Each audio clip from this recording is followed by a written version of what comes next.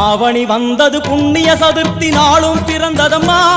அதிகாலை முதலே மனையில் மங்கள மேளம் ஒலிக்குதம்மா